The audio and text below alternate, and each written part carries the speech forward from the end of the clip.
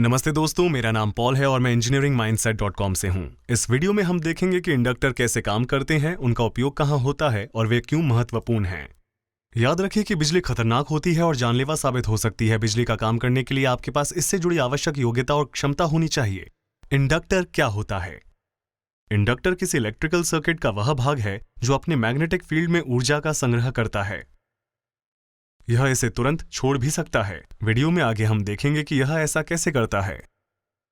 ऊर्जा को संग्रह करके तेजी से छोड़ना एक महत्वपूर्ण गुण है और इसलिए हम इसका उपयोग सभी तरह के सर्किट्स में करते हैं। पिछले वीडियो में हमने देखा था कि कैपेसिटर्स कैसे काम करते हैं। अगर आपने यह वीडियो नहीं देखा तो मैंने नीचे डिस्क्रिप्शन में उसका लिंक दिया है। इंडक्टर काम कैसे करता है? पहले कल्पना कीजिए कि कुछ पाइपों से पानी बह रहा है। इसमें एक पंप है जो इस पानी को धक्का दे रहा है। मान लीजिए कि यह पंप बैटरी है और पाइप हमारे तार हैं। आगे पाइप दो शाखाओं में बंट जाती है।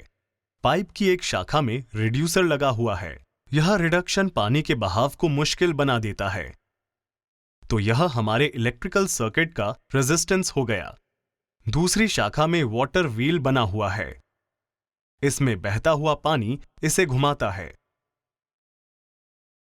चूंकि व्हील बहुत भारी है तो इसे गति में लाने के लिए पानी को लगातार दबाव बनाते रहना होगा और इसे घूमने में थोड़ा समय लग जाएगा।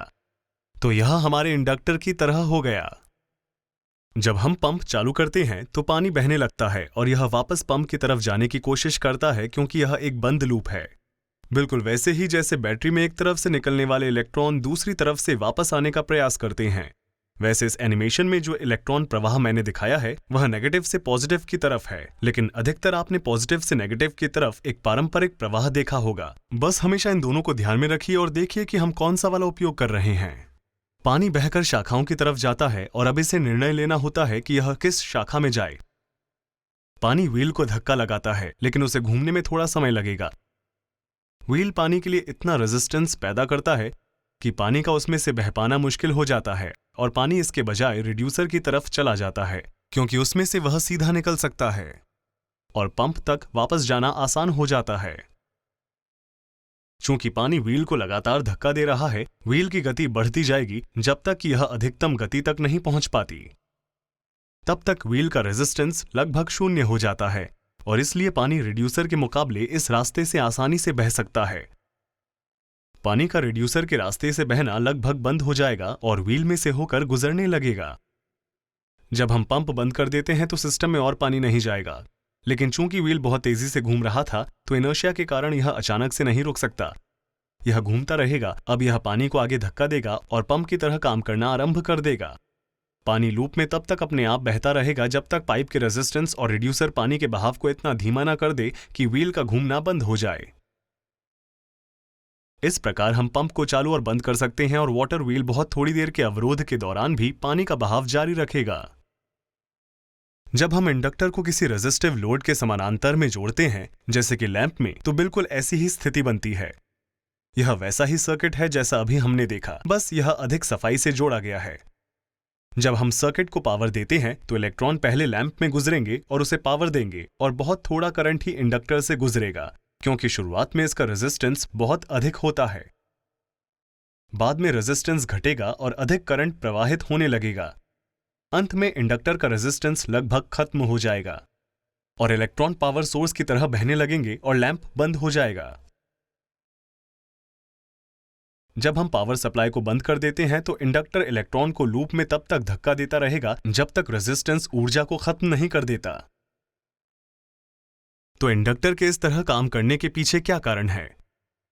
जब हम किसी तार में इलेक्ट्रिकल करंट देते हैं तो यह अपने चारों तरफ मैग्नेटिक फील्ड पैदा करता है। हम तार के आसपास कंपास रखकर इसका पता लगा सकते हैं।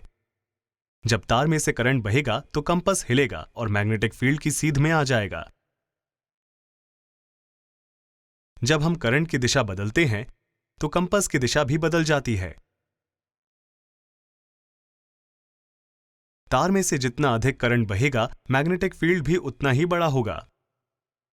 जब हम तार को कॉइल की तरह लपेट देते हैं तो प्रत्येक तार एक मैग्नेटिक फील्ड बनाता है, लेकिन अब वह सारे एक साथ मिलकर अधिक शक्तिशाली मैग्नेटिक फील्ड बना देते हैं।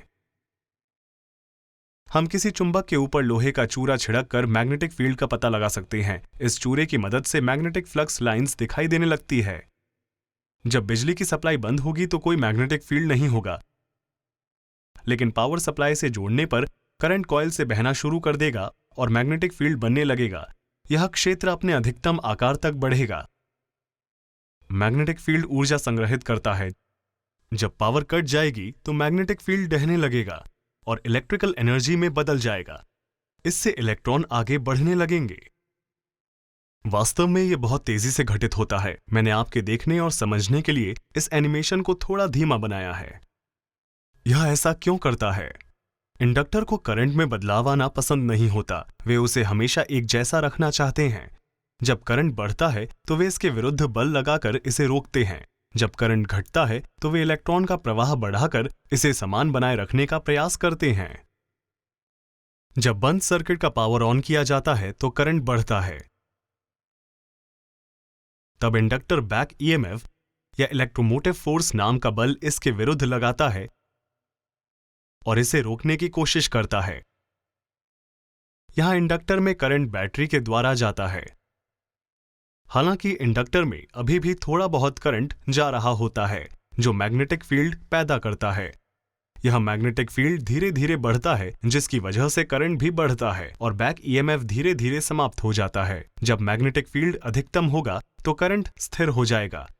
इस समय इंडक्टर करंट का विरोध नहीं करेगा और एक सामान्य तार की तरह काम करने लगेगा। यह इलेक्ट्रॉन्स को बैटरी की तरफ जाने का एक आसान रास्ता प्रदान करेगा। इसलिए इलेक्ट्रॉन इंडक्टर से होकर प्रवाहित होंगे और लैंप बुझ जाएगा।